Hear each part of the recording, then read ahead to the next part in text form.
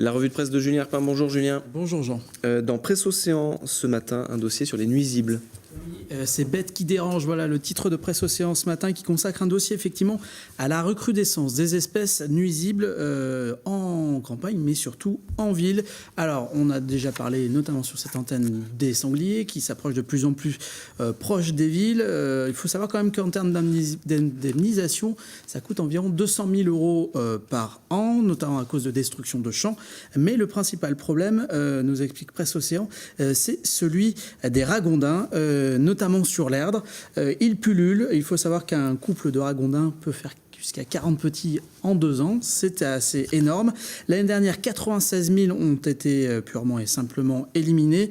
Pourquoi ? Parce qu'ils transmettent des maladies et puis ils détruisent aussi les berges. C'est la FDGD dont... C'est un peu compliqué comme sigle, mais c'est le cas qui s'occupe de cela.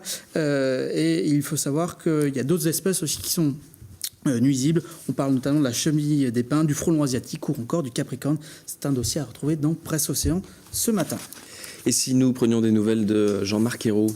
Oui, c'était son dernier conseil des ministres. Hier, Ouest France nous explique tout ça. Il nous donne la parole à Jean-Marc Ayrault qui raconte cette journée forcément particulière pour lui, qui ne se représentera plus sur aucun mandat dans les années à venir.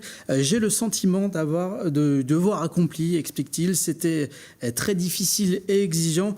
Une nouvelle vie commence, heureux de pouvoir être plus souvent à Nantes, qui me manque. Voilà les mots de Jean-Marc Ayrault, qui, dans les semaines à venir, dit vouloir se consacrer aux élections législatives pour soutenir les candidats socialistes. Une histoire de poilu à présent dans Presse Océan. Oui, une histoire que nous raconte Presse Océan. Il s'appelait Henri Roland. Voilà le titre de cet article. L'histoire, c'est celle d'une famille de Saint-Herblain qui est partie sur les traces d'un aïeul décédé en mai 1917 dans la Marne au cours de la Première Guerre mondiale. Il n'y avait pas beaucoup de traces de cet aïeul, hormis cette photo.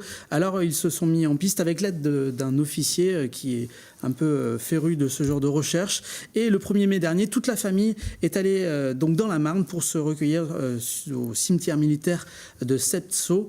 L'idée, et le membre de cette famille l'explique, c'est de montrer aux enfants que la liberté, ça se défend.